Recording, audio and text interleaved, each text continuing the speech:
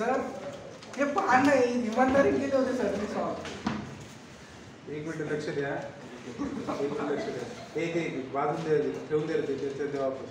हे बघा एक्सरसाइज 7.4 मध्ये क्वेश्चन नंबर 1 2 3 हां 1 2 3 4 5 या सगळ्या क्वेश्चन मध्ये तुम्हाला जो फिजिबल रीजन भेटतोय तो बाउंडेड क्लोज्ड भेटतोय. पहले 5 क्वेश्चन में अगर जिसने नहीं किया है वो पीडीएफ ओपन करके देख सकता है जो उसने भेजा है. बोलना का था आप अक्सर मध्य बोलना का. पहले 5 क्वेश्चन में आपको बाउंडेड रीजन दिया है तो उसमें आपको कॉर्नर पॉइंट्स मिलेंगे और उन कॉर्नर पॉइंट्स में से मैक्सिमम या मिनिमम जो भी वैल्यू होगा that will be the A solution of. तुला पाठवलंय ना रे? नाही ना. बघ एकदा ओपन करून. मी सगळी पाठवले तुला दोन्ही पण. सगळे पाठवले मग तेव्हा नाही ओपन केलं. बघ पहिले. हां ए मी करू देणार नाही बरं का दोघांना बी क्लास मी पहिले सांगेल.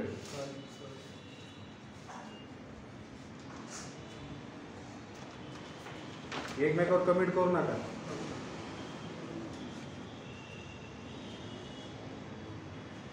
पहिले 5 क्वेश्चन मध्ये तुमच्याकडे बाउंडेड रीजन असल्यामुळे कॉर्नर पॉइंट्स वरती ज्या तुम्हाला व्हॅल्यू भेटतात ऑब्जेक्टिव्ह फंक्शनच्या त्या व्हॅल्यूज मिनिमम किंवा मॅक्सिमम असतील.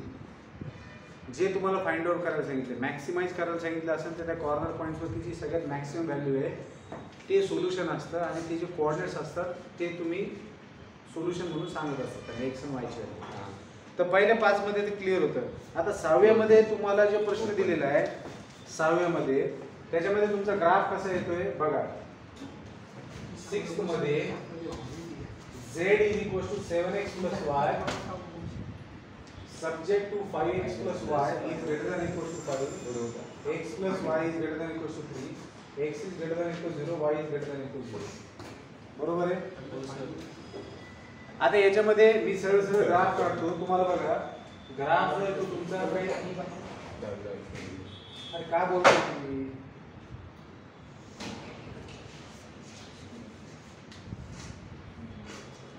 एक लाइन तुमची अशी आहे जी 3 मधून पास होती है आणि दुसरी लाइन तुमची आहे जी 1 आणि 5 मधून पास होती है.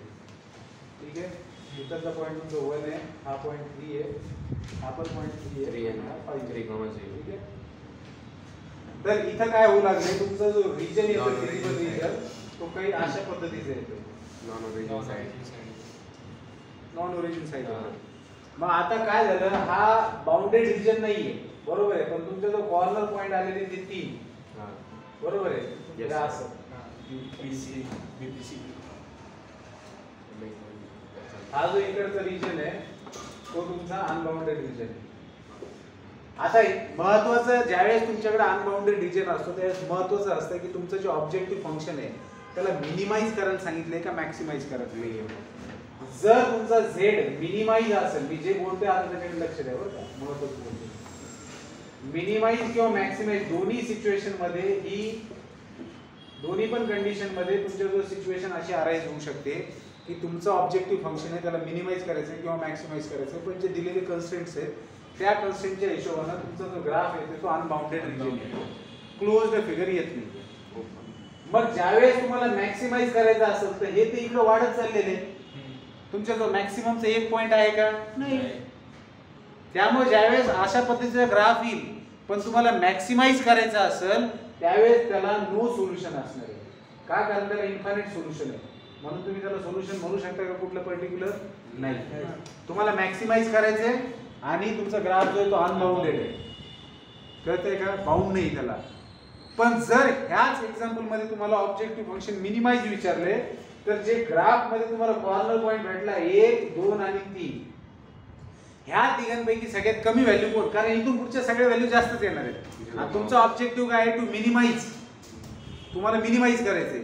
मग ह्या क्वेश्चन मध्ये हा जो क्वेश्चन होता क्वेश्चन नंबर 6 ह्या क्वेश्चन मध्ये तुम्हाला 3 पॉइंट भेटलेले आहेत. हा एक पॉइंट हा एक पॉइंट आणि हा एक पॉइंट या तिन्ही पॉइंटवर तुमच्या ऑब्जेक्टिव्ह फंक्शनच्या व्हॅल्यूज तुम्हाला आलेल्या आहेत 21 6 आणि 5 21 6 आणि 5 कॉर्नर पॉइंट जर घेतले तर कारण हे 3 कॉर्नर पॉइंट आहेत. यांच्या अलावा तुम्हाला दुसरा कॉर्नर पॉइंट दिसतोय का नाही कारण तुमचा रीजन कसा आहे इकडून इकडं हा इथून इथं आणि हा इकडं असा. ह्याच्या सगळ्या अलीकडचं तुमचं रिजन आहे. ह्याच्यावर 3च कॉर्नर पॉईंट दिसत आहे आणि तिघांवरती ह्या व्हॅल्यू. ह्याच्यात सगळ्यात मिनिमम कोण आहे? 5. मग तुम्हाला मिनिमम साठी सोल्युशन भेटणार आणि 5 व्हॅल्यू येण्यासाठी x च्या व्हॅल्यू काय काय आहे? 0 आणि 5 आहे. म्हणून 0,5 झालं तुमचं सोल्युशन, फक्त मिनिमाइज असल्यामुळे. आता सेम टाईपचा प्रश्न आहे 7वा आणि 8वा, त्याच्या पण मध्ये पण अनबाउंडेड रिजन भेटत आहे. पण प्रश्न कसा, ऑब्जेक्टिव्ह फंक्शन काय आहे? टू मिनिमाइज आहे. त्याच्यामुळे मिनिमाइज करत असल्यामुळे अगेन क्वेश्चन नंबर 7 मध्ये ग्राफ बघा, हा असा ग्राफ आहे. क्वेश्चन नंबर 7 मध्ये ग्राफ आहे. क्वेश्चन नंबर 7 मध्ये तुमचा अनबाउंडेड रिजन आहे, पण मिनिमाइज करत असल्यामुळे तुमच्या जो 3 पॉईंट अवेलेबल आहे. त्याच्यापैकी सगळ्यात मिनिमम व्हॅल्यू ज्याची ते सोल्युशन 56, 52 आणि 70 व्हॅल्यू आहे. ती 52 सगळ्यात मिनिमम आहे आणि ती 52 कधी भेटली? जेव्हा x 1.5 आणि y 4. सेम क्वेश्चन नंबर 8 मध्ये पण तुम्ही जर रिजन बघितला, 8 मध्ये पण रिजन बघितला तर तुम्हाला दिसते इकडे अनबाउंडेड रिजन आहे. पण अगेन याला मिनिमाइज करायचं. हे जर याला मॅक्सिमाइज करायचं असतं तर काय झालं असतं? नो सोल्युशन झालं असतं. बरोबर आहे. हे होतं तुमच्या एक्सरसाइज मध्ये. आता एक्सरसाइज मध्ये 2च केसेस डिस्कस केलेले आहेत. एक्सरसाइज मध्ये जितके क्वेश्चन आहेत, हे एक्सरसाइज मध्ये जितके क्वेश्चन आहेत ते 2च केसेस डिस्कस केलेले आहेत. ते फिजिबल रिजन तर अनबाउंडेडला त्यांना कसं लिहिलेलं आहे? म्हणजे आपण अनबाउंडेड ए बी सी आपण गोल लिहितो ना, त्यांना असं एक्स वाय जे दिलेलं आहे ते ऍक्सिसला रिप्रेझेंट करतात का? म्हणजे सोल्युशन मध्ये तर इथं अनबाउंडेड रिजन आहे तर त्यांना असं लिहितं की X C P B Y is a region shaded in the graph.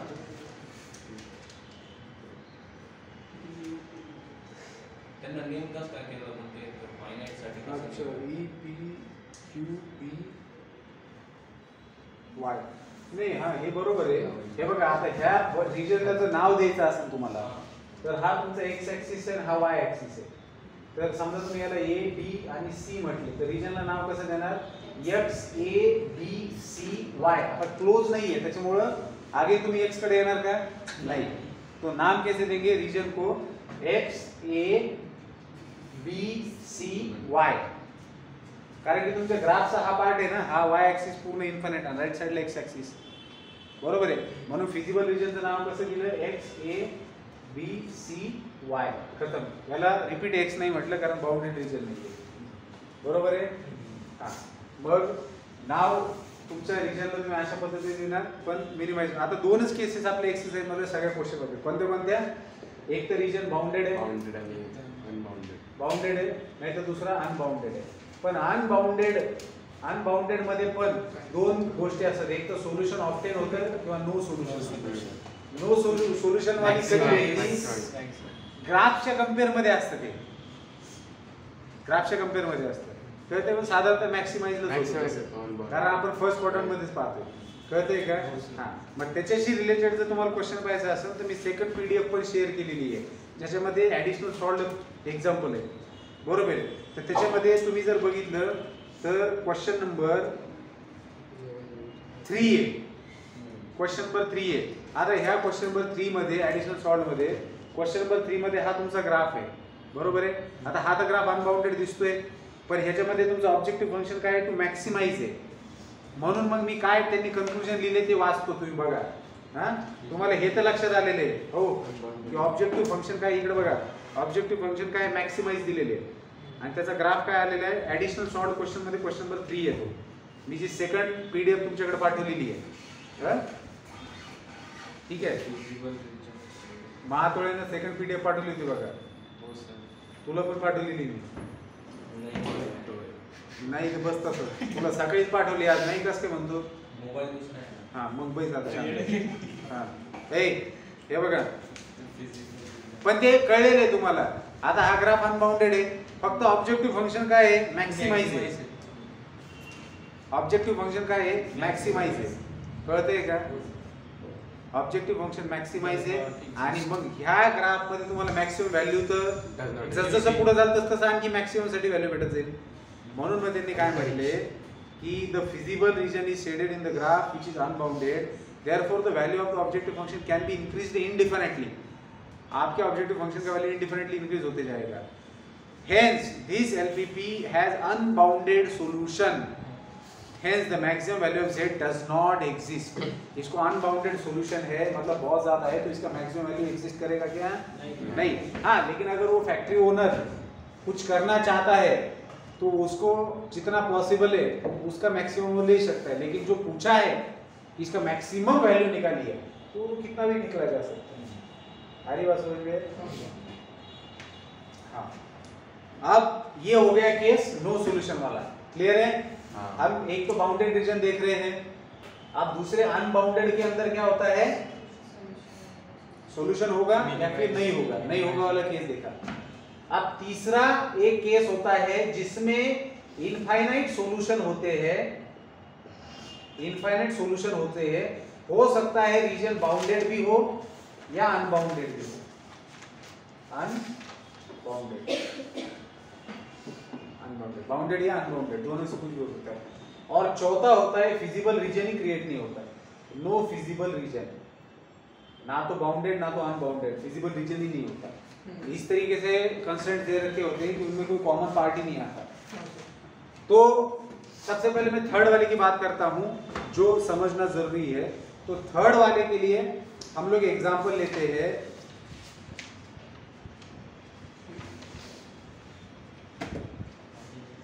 हाँ, अभी जो एडिशनल सॉल्व में जो फोर्थ वाला क्वेश्चन है वो देखिए, अभी थर्ड वाला देखा था ना, फोर्थ वाले में आपको रीजन मिल रहा है बाउंडेड।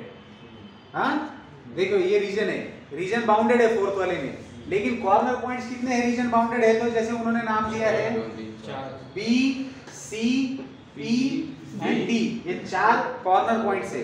तो इन 4 कॉर्नर पॉइंट्स पे आपको वैल्यू क्या क्या मिल रहा है? जेड ऑफ पी मिल रहा है आपको, जेड ऑफ पी मिल रहा है 50, जेड ऑफ सी आपको मिल रहा है 50, जेड ऑफ पी आपको मिल रहा है 125 एंड जेड ऑफ डी आपको मिल रहा है 200। अब आपको जो आपका जो ऑब्जेक्टिव फंक्शन उसको मिनिमाइज करना है, तो हम लोग क्या करते हैं, कॉर्नर पॉइंट्स पे सबसे छोटी वैल्यू किसको मिली है वो पॉइंट का कोऑर्डिनेट सॉल्यूशन बोलते हैं। यहाँ पर दोनों को मिली है, तो जब जब दो कॉन्सेक्यूटिव पॉइंट्स को, क्या कह रहा हूं मैं ध्यान में रखिए, दो कॉन्सेक्यूटिव पॉइंट्स को सेम वैल्यूज आती है और वही सॉल्यूशन होता है। जैसे यहाँ पर बी पॉइंट पर और सी पॉइंट पर आपको 50-50 ही मिले हैं और जो सबसे छोटे हैं, तो बी पॉइंट भी सॉल्यूशन हुआ और सी पॉइंट भी हुआ, लेकिन इतना ही लिखते हो तो पूरा आंसर नहीं होगा। क्यों? क्योंकि ये दोनों पॉइंट्स क्या है, और जब भी ऐसा होगा तो ऑब्वियसली वो कॉन्सेक्यूटिव पॉइंट ही होंगे। विदाउट कॉन्सेक्यूटिव पॉइंट में सिमिलर वैल्यूज आ ही नहीं सकती। तो कॉन्सेक्यूटिव पॉइंट होंगे आपके बाउंडेड फिगर का। तो आपका फिगर जो दिख रहा है आपको यहाँ पर, ये जो फिगर है इसमें बी और सी पॉइंट पर आपको वैल्यू सेम मिल रहा है, तो पूरा बीसी सॉल्यूशन हो जाएगा। जो सेगमेंट होता है वो पूरा का पूरा सेगमेंट सॉल्यूशन मारना होता है।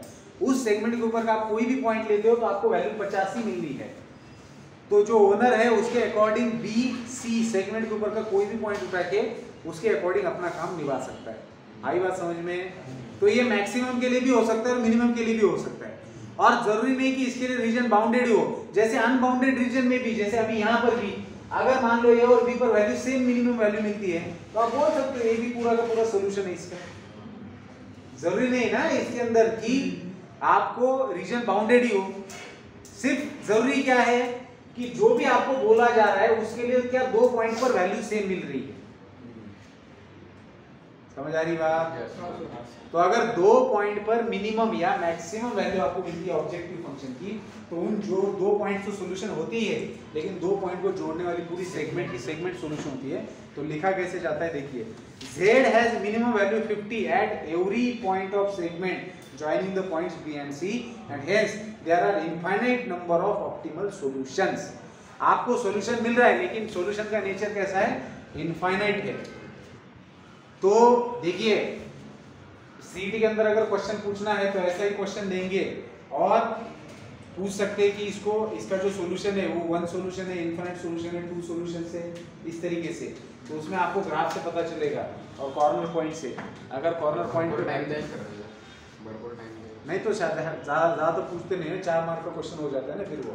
और अगर ऐसा क्वेश्चन पूछते तो फिर जिसका ओरली आंसर आ सके ऐसे 1-2 क्वेश्चन मैनेज किए हुए रहते पेपर में। आई बात समझ में? हाँ, तो क्या समझे आप? बाउंडेड जिसमें सीधा सीधा वैल्यू मिलेगा, अनबाउंडेड सॉल्यूशन मिल सकता है, नो सॉल्यूशन मिल सकता है, ठीक है। हाँ, फिर इनफाइनाइट सॉल्यूशन कब मिलेंगे? रीजन बाउंडेड भी हो सकता है, अनबाउंडेड भी, लेकिन सॉल्यूशन क्या होता है? एक सेगमेंट होता है joining two points, infinite solution है।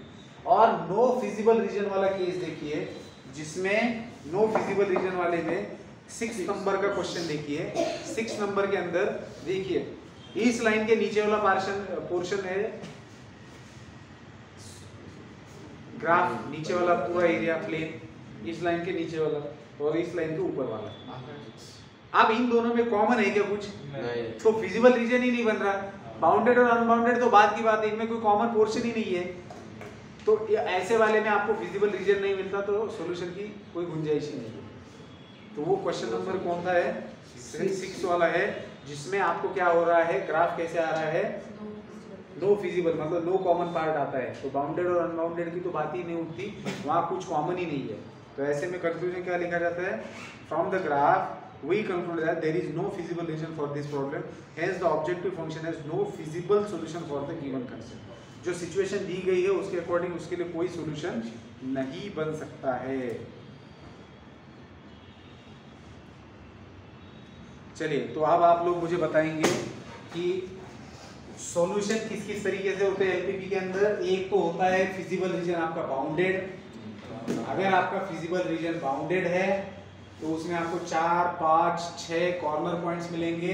तो जो भी आपका ऑब्जेक्टिव फंक्शन है, मैक्सिमाइज करना हो या मिनिमाइज करना हो, तो उन 5-6 पॉइंट्स पर जो भी मैक्सिमम वैल्यू मिल रहा है उसके कोऑर्डिनेट्स रहेंगे सॉल्यूशन। उसके कोऑर्डिनेट सॉल्यूशन होते हैं, उसके कोऑर्डिनेट सॉल्यूशन होते हैं, समझ रहे हो ना।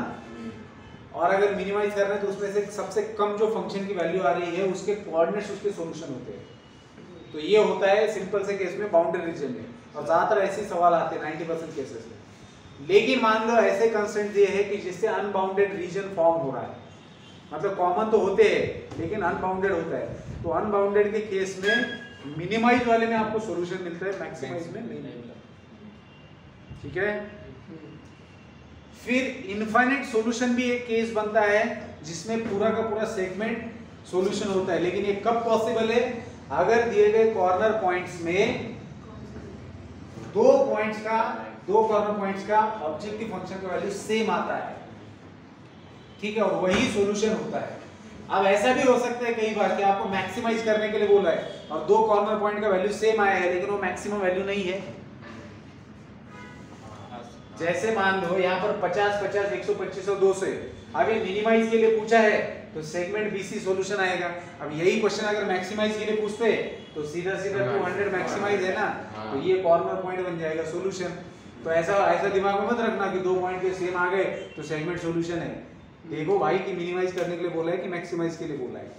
विचार लगा है इस क्वेश्चन में अगर मैक्सिमाइज करने के लिए बोला है तो डी पॉइंट आपका बन जाएगा, और इस क्वेश्चन के अंदर अगर मिनिमाइज करने के लिए बोला है तो पूरा बीसी बन जाएगा। तो इनफाइनाइट सॉल्यूशन के अंदर बाउंडेड भी रीजन में आपको इनफाइनाइट सॉल्यूशन मिल सकता है जो कि वैलिड है, आंसर है हाँ? त्यातला व्हॅल्यू नाही। हाँ, और अनबाउंडेड में भी मिल सकता है कि पूरा सेगमेंट सॉल्यूशन मिल गया, अनबाउंडेड है फिर भी मिल गया क्योंकि मिनिमम वैल्यू चाहिए थी, दोनों पॉइंट पर मिल गई। सर मग मॅक्सिमाइज मध्ये जर तसे 2 पॉइंट्स भेटले तर मग ती सेगमेंट पण 100% दोन्हीसाठी म्हणलं तुम्ही। एखादा बाउंडेड रिजन आहे त्याच्यामध्ये मॅक्सिमम व्हॅल्यू 2 पॉइंटवर आलेली आहे तर ती पूर्ण सेगमेंट सोल्यूशन झाली। सेगमेंट सोल्यूशन म्हणजे बाबा त्याच्यावर जेवढे पॉइंट्स आहेत त्यातला कोणताही पॉइंट घ्या त्याचं कोऑर्डिनेट सोल्यूशन असेल, तुम्हाला तेवढीच ऑब्जेक्टिव्ह फंक्शन मॅक्सिमम येणार आहे। आणि एक असते हे मोक्का, हे काहीच कामच नाही, ह्याच्यामध्ये कॉमन पार्टच नाही, त्याच्यामुळे नो फिजिबल रिजन। पण सहसा तुम्हाला विचारते की हे वाला तर ते पूर्ण सेगमेंट वाला जे त्यात हर पूर्ण सेगमेंटवर व्हॅल्यू 50 येईल का? 100%, 50 100%। त्याच्यामुळे तर सगळ्या पॉइंट्सचं तुम्ही सोल्युशन दिलं ना। असं होऊ शकतं की एकदा 50 आली 3 ट्रॅक्टर आणि 2 जेसीबी बनवताना, नंतर येऊ शकते 2 जेसीबी आणि 3 ट्रैक्टर बनवताना। हां तो बेटा यहाँ पर हमारा एलपीपी खत्म होता है। सर ते 2 क्वेश्चन वो जो 2 क्वेश्चंस है वो हम लोग कल वाली क्लास में देखेंगे, ठीक है। 7.3 हाँ, कल प्लेन के बाद की क्लास में देखेंगे, ठीक है। हाँ हाँ बोलो तो ठीक है, चलिए।